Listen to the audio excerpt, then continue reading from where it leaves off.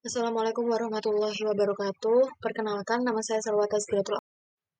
Nah, dalam perubahan sosial dalam komunitas itu terdiri dari pertama ada pembangunan komunitas. Jadi pembangunan komunitas di sini itu tidak hanya diukur dari pertumbuhan ekonomi semata, tetapi juga dari seberapa jauh sih pembangunan itu dapat menciptakan kesempatan yang merata bagi semua lapisan masyarakat, khususnya bagi mereka yang berada di bawah garis kemiskinan. Misal, pada sektor pertanian di negara agraris itu kan mungkin menjadi prioritas ya, karena mayoritas penduduk miskin itu bergantung pada sektor ini, sektor agraris ini gitu. Nah, jadi oleh karena itu peningkatan produktivitas akses pasar dan program pelatihan untuk petani itu mungkin dapat menjadi langkah yang efektif dalam mengurangi kemiskinan pada sektor ini. Jadi, secara keseluruhan pemberdayaan ini itu mencerminkan pembangunan yang berkelanjutan, di mana rakyat itu dilibatkan sebagai faktor utama, bukan hanya sekedar penerima manfaat saja. Oke, yang selanjutnya itu perubahan komunitas. Jadi menurut Wilbert Moore, perubahan komunitas itu mencakup perubahan struktur sosial, pola perilaku, dan sistem interaksi sosial yang dapat mengubah norma, nilai, dan fenomena budaya masyarakat. Yang pertama, contohnya yaitu ada struktur sosial. Perubahan struktur sosial ini merujuk pada mengatur hubungan antar individu dan kelompok masyarakat ketika struktur ini itu berubah. Misal, dengan adanya modernisasi atau pergeseran kekuasaan, maka masyarakatnya juga akan berubah gitu. Contoh, misal, dalam komunitas tradisional, kepala suku atau tokoh agama itu kan pasti memiliki peran yang sentral ya dalam pengambilan keputusan. Namun, dengan adanya urbanisasi atau modernisasi, peran tersebut itu bisa berkurang atau bisa digantikan oleh lembaga-lembaga formal pemerintah atau organisasi non pemerintah. Kemudian kalau misalkan pola perilaku, contoh di era digital seperti sekarang saat ini, pola perilaku masyarakat dalam berkomunikasi itu kan pasti telah berubah secara signifikan ya. Dahulu interaksi tatap muka atau komunikasi antar surat itu kan pasti menjadi hal yang umum gitu. Tapi sekarang komunikasi itu lebih banyak dilakukan melalui media sosial. Kemudian kalau sistem interaksi sosial, misal dengan adanya teknologi digital, interaksi sosial itu kan pasti jauh lebih cepat, jauh lebih efisien gitu. Namun di sisi lain itu bisa menyebabkan pengurangan interaksi fisik antar individu itu sendiri.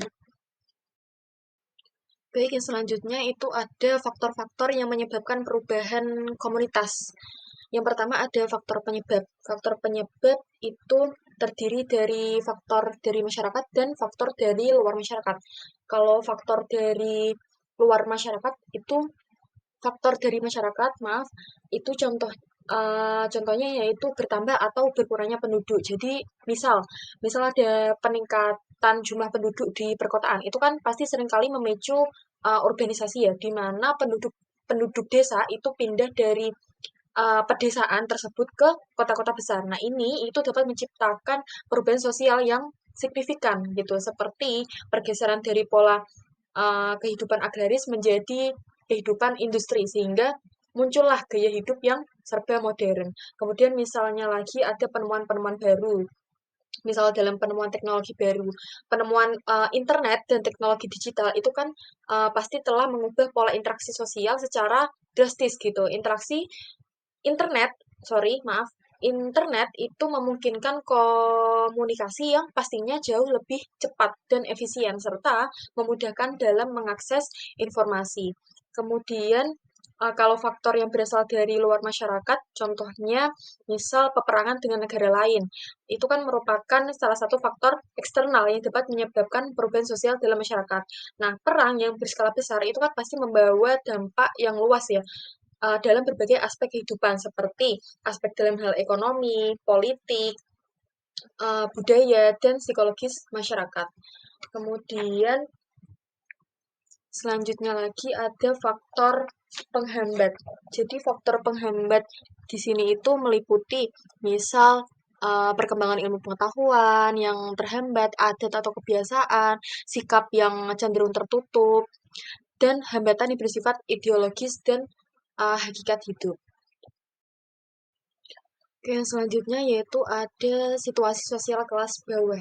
Nah, jadi di sini itu ada beberapa faktor yang membentuk pandangan individu kelas bawah itu memiliki pandangan yang berbeda dibandingkan dengan kelas sosial lainnya. Contoh dalam hal faktor pendidikan.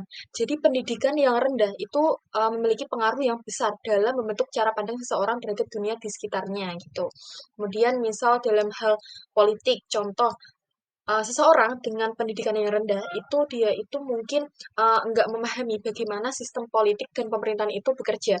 Akibatnya mereka itu cenderung memilih pemimpin itu hanya berdasarkan popularitas saja atau janji-janji yang tidak realistis tanpa mempertimbangkan program kebijakan yang sebenarnya. Kemudian misal dalam hal pandangan ekonomi. Jadi seseorang yang tidak memiliki pendidikan formal tentang ekonomi itu kan pasti tidak memiliki konsep-konsep, dia itu pasti asing gitu. Kayak konsep-konsep ekonomi seperti misalnya konsep inflasi, pajak, investasi gitu. Mereka mungkin hanya berpikir bahwa misal dalam kenaikan upah secara langsung itu akan selalu meningkatkan kesejahteraan mereka gitu, tanpa menyadari bahwa hal tersebut itu bisa loh memicu terjadinya inflasi atau meningkatkan gaya hidup. Kemudian contoh selanjutnya yaitu ada isu sosial seperti kesetaraan gender. Jadi di masyarakat dengan akses pendidikan rendah, pandangan bahwa perempuan itu hanya sebagai ibu rumah tangga saja atau ngapain sih sekolah tinggi-tinggi orang ujung-ujungnya juga di dapur gitu. Nah, hal tersebut itu kan pasti menjadi hal yang apa ya, dibilang wajar gitu atau umum bagi seseorang dengan lingkungan yang minim akan adanya pendidikan gitu. Nah, hal ini itu terjadi karena masyarakat tersebut itu belum terpapar pada konsep kesetaraan gender yang lebih progresif, lebih baik melalui pendidikan gitu. Mereka mungkin apa ya, nggak memahami atau tidak mengetahui bahwa perempuan itu juga memiliki potensi untuk berperan aktif dalam hal ekonomi, politik, ataupun akademik gitu. Nah, dampaknya pandangan yang sempit seperti ini itu dapat menghambat perempuan untuk mendapatkan kesempatan yang sama seperti laki-laki dalam hal pendidikan, karir, dan kehidupan sosial.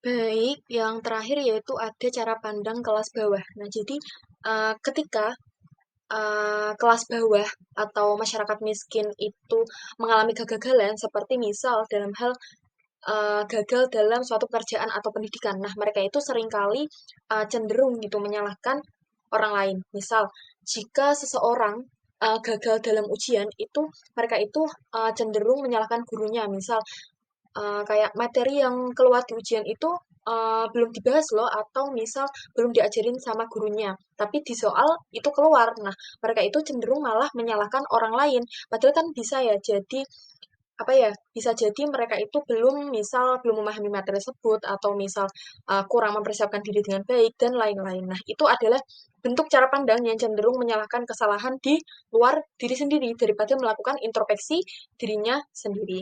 Kemudian pandangan masyarakat kelas bawah itu mereka itu cenderung pasrah terhadap keadaan. Nah, karena mereka itu keterbatasan ekonomi, keterbatasan pendidikan, masyarakat kelas bawah itu seringkali merasa bahwa mereka itu tidak memiliki banyak pilihan atau dia itu enggak memiliki kontrol terhadap situasi yang mereka alami sekarang. Mereka mungkin merasa bahwa keadaan yang mereka alami sekarang itu adalah hasil dari nasib yang buruk sehingga mereka itu cenderung menerima keadaan tanpa banyak usaha untuk mengubahnya gitu. Baik, mungkin sekian materi yang dapat saya sampaikan. Kurang lebihnya mohon